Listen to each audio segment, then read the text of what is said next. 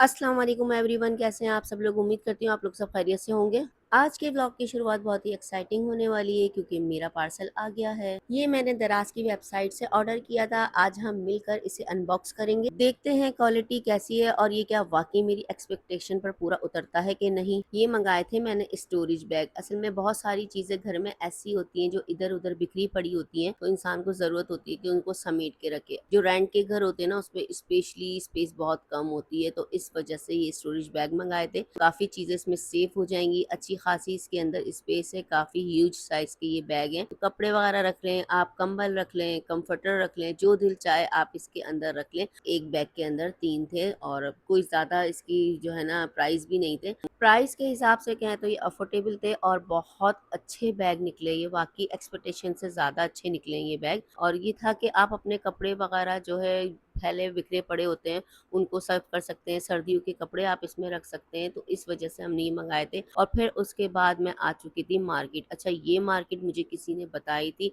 लेकिन ये बहुत दूर थी। तकरीबन 1.5 घंटे का सफ़र तय करके हम यहाँ पर आए थे बेले वगैरह लेने के लिए ना। अच्छा, ये होलसेल मार्केट थी और यहाँ की जो पठान वगैरह ना, वो वाकई इतने शार्प है ना कि अगर वो देख लेते ना ये एक बंदा कोई चीज़ लेने आया है, तो वो उसके रेट बढ़ा देते। अच्छा, यहाँ से जो रेट थे ना वो आम बाज़ारों के बहुत कम थे। ढूँढते ढूँढते पूछते पूछते हम यहाँ मार्केट में पहुँचे थे। और यहाँ मार्केट में जो है ना, हम फिर बेले वगैरह देखने आए तो बेलों के रेट बहुत ज़्यादा हाई थे। और असल में ये था कि हमें टाइम भी बहुत ज़्यादा हो चुका था ना, तो इस वजह से बहुत सारी दुकानें बंद हो रही थी। और यहाँ पर ये जो पठान के पास हम आए थे ना, इनके पास बेलें बहुत ज़्यादा थी, पर क्या था, प्राइस बहुत हाई थे। आप यकीन करें, अगर हम लेने के लिए खड़े हुए थे ना, जो हमें तकरीबन 450 या 300 की बेल मिल रही थी ना, वहाँ यहाँ पे 600 या 700 की बेल मिल रही थी। तो मैंने उनसे पूछा ये वाकई होलसेल की दुकान है? उन्होंने कहा जी होलसेल की दुकान है। उसके बाद हमने यहाँ से कुछ भी नहीं लिया। इससे कम तो हमें बाज़ार में ये दुकानों पर रेट मिल रहे थे।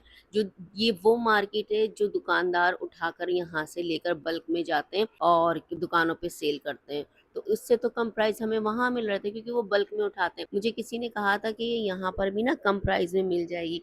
और उसके बाद फिर हमने वापसी में थोड़ी सी चीज़ें ले ली थी कि हमें ज़रूरत थी। ये चार्जिंग फ़ैन ले लिया था, एनवेलप वगैरह थे और दूसरी चीज़ें भी हम टच करते आ रहे थे जब इतनी दूर आए थे। इस मार्केट में पहली बार लाइफ में आई हूँ मैं, तो मैंने सोचा अब आई हूँ तो पूरा एक्सप्लोर करके जाऊँगी।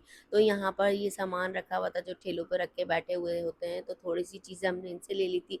ब्रश ले लिया था और कॉटन स्टिक वगैरह ये वाली चीज़ें ली थी। फिर थोड़ा सा आगे बढ़े तो ये क्रॉकरी आइटम रखा हुआ था, प्लास्टिक मतलब मेलामाइन का ना। तो मैंने सोचा कि ले लेती हूँ, फिर इरादा मेरा कैंसिल हो गया। यार मैं सब सामान ये लेके तो जाऊंगी, पर ये मैं रखूंगी कहाँ, क्योंकि मेरे कैबिनेट्स में भी जगह नहीं है, स्पेस ही नहीं है किचन के अंदर इतनी। तो ज़ाया और ख़राब करने से तो बेहतर है इसको यहीं सजा रहने दो, कोई और ले जाएगा। और फिर यहाँ पर बहुत सारी चीज़ें देखते हुए आ रहे थे, ज्वेलरी वगैरह भी मैंने टच की थी। फिर यहाँ पे हम मालूमात करने आ गए थे एक्सटेंशन की कि क्या प्राइस चल रहे हैं किस तरीके से, पर हर चीज़ के प्राइस यहाँ पर बहुत ज़्यादा थे आम दुकानों की बनिस्बत। पता नहीं क्यों इतने ज़्यादा थे। तो फिर हमने कोई भी चीज़ इधर से ली नहीं थी, बस छोटी छोटी सी चीज़ें ले ली थी कि कोई फ़ायदा नहीं है। जब इतना ही महंगा लेना है तो इससे बेहतर नहीं है कि हम अपनी ही तरफ से करीब से जाके अच्छा सा परचेज़ कर लें कुछ इन प्राइस के अंदर। है तो होलसेल की दुकान, पर मुझे समझ नहीं आता। हाँ, ये जो ठेले पर जो लोग बैठे हुए थे ना सामान लगाकर, इनके पास चीज़ें बहुत अच्छी थी और क्या कहते हैं कम प्राइस में थी, वो सही था। और उसके बाद मैं घर आई तो अपनी बेटी के लिए सामान लेकर आई थी, चॉकलेट डोनट्स वगैरह। वो बांटने में लगी हुई थी। मैंने कहा तुम्हारे लिए लेकर आए हैं और तुम बांटने में लगी हुई हो। तो ये था कि वो रो बहुत रही थी, उसको छोड़ के जाते ना तो वो इसी तरीके से रो रही होती है, लेकिन चीज़ें देखकर बहुत ज़्यादा खुश हो गई थी वो। और उसके बाद जी ये है नेक्स्ट डे मैं आ चुकी थी अम्मी के घर। अम्मी का घर आपको पूरा फैला हुआ नज़र आ रहा होगा, तो प्लीज़ इसको इग्नोर कीजिएगा क्योंकि यहाँ पर रंग वगैरह का काम चल रहा था। खिड़कियाँ वगैरह सब कुछ खुलवाई हुई थी क्योंकि अभी जो है ना घर में काम वगैरह बहुत ज़्यादा जो है ना फैला हुआ है, तो इसलिए आहिस्ता आहिस्ता सिमट जाएगा।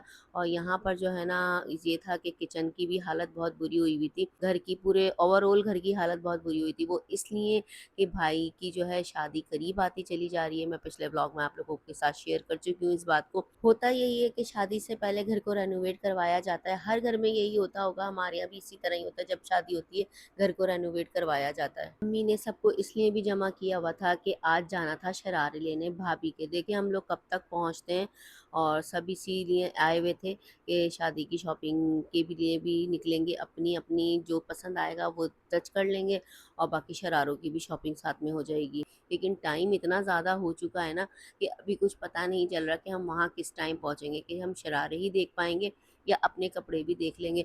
बहरहाल अपने कपड़े में तो हम बाद में भी जाके देख सकते हैं, पहले शरारों की शॉपिंग हो जाए जो मेन चीज़ है। बच्चों के लिए फ्राइज़ बना के रख लिए। देखिए सफ़र में ऐसा होता है कि बच्चों को बहुत ज़्यादा भूख लग रही होती है, तो बच्चे जो है ना फ़ौरन से चीज़ माँगनी शुरू कर देते हैं, तंग करना शुरू कर देते हैं। वैसे ही हम इतने सारे लोग थे तो जुड़-जुड़ के बैठे हुए थे, तो स्पेस नहीं थी। अगर बच्चे भी और ज़्यादा तंग करते तो बहुत ज़्यादा मुश्किल हो जाता। ये देखें हम दिन में निकले थे और कितना टाइम हो चुका है ना हमें, और अभी भी मार्केट जो है ना काफ़ी दूर थी जहाँ पर हम जा रहे थे, क्योंकि अभी पहली ही मार्केट टच कर रहे हैं ना, क्योंकि ये शरारे वगैरह तो ऐसी चीज़ होती है कि बहुत सारी जगहों पर देखने के बाद ही जो है ना ली जाती है, क्योंकि शरारे वगैरह जो होते हैं वो बहुत देखभाल के लिए जाते हैं कि कपड़ा कैसा है, काम कैसा है, और आजकल तो बारीक काम और नफीस काम बहुत ज़्यादा पसंद आता है। और हम मार्केट पहुंच गए थे और मार्केट पहुंचते पहुंचते हमको बहुत ज़्यादा टाइम हो चुका था, तकरीबन 8:30 का टाइम हो चुका था। तो यहाँ पर जो फ्रंट की जो दुकानें थी ना वो खुली हुई थी, जिनको हम एक्सप्लोर कर रहे थे, पर ये था कि समझ में नहीं आता, आजकल काम इतना ज़्यादा मोटा-मोटा आया है ना, तो यहाँ पर एक दुकान थी जिसमें हमें समझ में आया था, क्योंकि कपड़े वालों के और शरारे वालों का काम ये होता है, पहले अजीब-अजीब सी चीज़ें दिखाने लगते हैं, फिर उसके बाद वो माइंड पढ़ते हैं और फिर देखते हैं कि हाँ भाई ये बंदा लेने वाला है और इसको किस तरह की चीज़ चाहिए, तो फिर वो दिखाते हैं। लेकिन अभी हमें इनके पास समझ नहीं आया था, और बस देखते हैं आगे-आगे, आप लोग भी देखते जाएँ। और अपने व्लॉग को अभी यही एंड करती हूँ, नेक्स्ट व्लॉग में आपको दिखाऊँगी कि हमने क्या किया क्या नहीं। मिलते हैं नेक्स्ट व्लॉग में, अल्लाह हाफ़िज़।